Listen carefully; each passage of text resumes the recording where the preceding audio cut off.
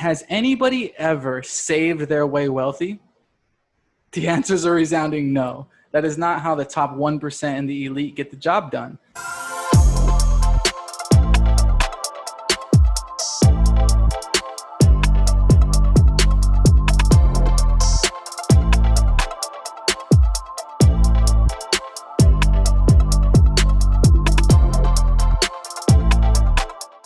Hey, welcome back to the Financially Lit Podcast. Have you ever heard that you can get wealthy by just saving money?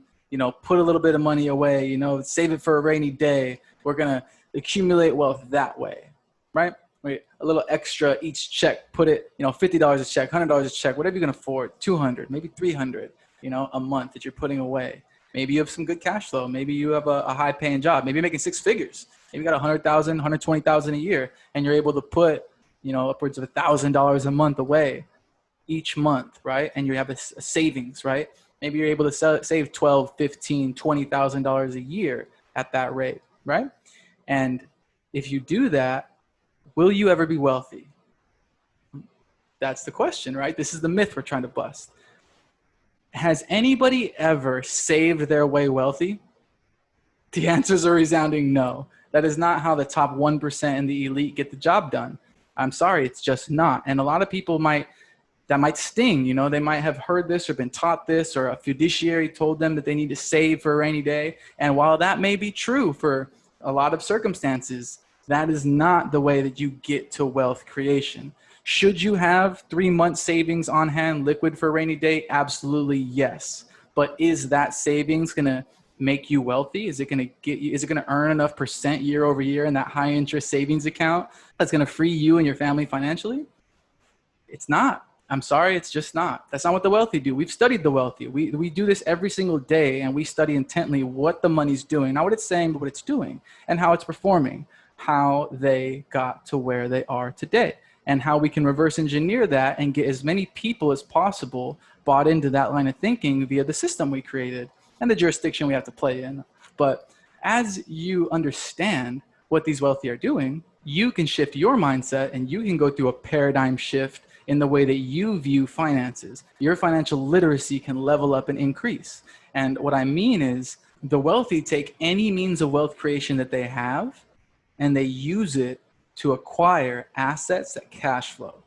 And they try to protect that cash flow as much as possible from the government taking it in taxation or being able to confiscate it via emergency powers, executive order, or other financial regulatory tricks and loopholes. They want to be as insulated as possible from the liability of somebody, taking their hard-earned wealth away.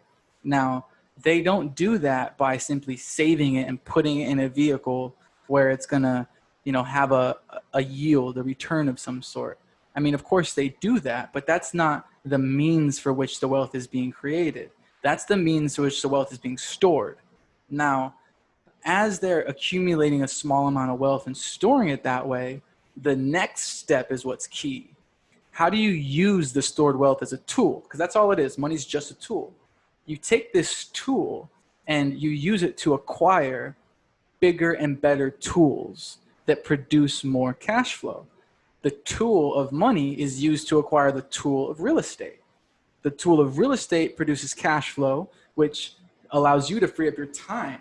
So you don't have to trade time for dollars anymore. You're able to focus on things that make you tick, your happy, your life goals, what drives you as a person. And you can focus on those things. And as the cash flow creation is happening from your real estate, you can use that real estate cash flow, those tools, to acquire bigger and better tools. Now, as you get from residential to commercial and you have real estate all over the place and you're using it to now acquire businesses that cash flow, and these businesses are producing a cash flow for you, now you start to have different problems, right? Most people don't have too much of a tax problem as an employee, but as a small business owner or entrepreneur or a big business owner, you have significant tax problems. More money, more problems, right? You're playing in the commercial jurisdiction, and that's where the taxable authority lies. So the wealthy try their hardest not to operate in that commercial jurisdiction, and they try to separate themselves from the liability by operating with trusts, whether it's a sovereign trust or a commercial trust. But you have the ability to operate this way too. You have the ability to syndicate wealth this way and store your wealth in an IVA account and start acquiring real estate on these toll-free roads so that you can free yourself and your family financially, so that you can focus on what you want to do. You can take a page out of the Wealthy's handbook and start acquiring appreciative assets that cash flow on toll-free roads. That way you free up your time. You don't have to keep trading it for dollars, and you can take you and your family to the next level. So on that note, get in my inbox. Let's sit down and do a one-on-one, and I'll show you how to free your family so that we can help each other free our families together, because I can't do it without you. You can't do it without me. So let's get it done, guys. Till next time.